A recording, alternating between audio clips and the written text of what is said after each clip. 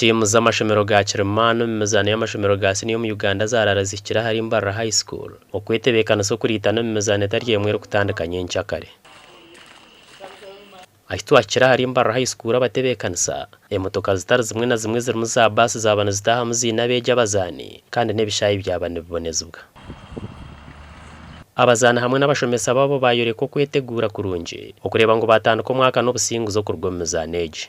Itenka St Elizabeth Girls nchiza kongera kutsimentinga nkaba champions bihanga kandi nukongera special uko exposing abana bitabatawe bakiri hansi mu brase bya hansi kugira nabo batonge experience nkeyibamwe ababene bazana last year babebe nabo mabagenzire ya tournament neza kutuhereza okwegeza mu kureba amangita hitwahika then kugira tugende eberatureme tukoreho tongereho then kugira tubase kubanza mu makugo.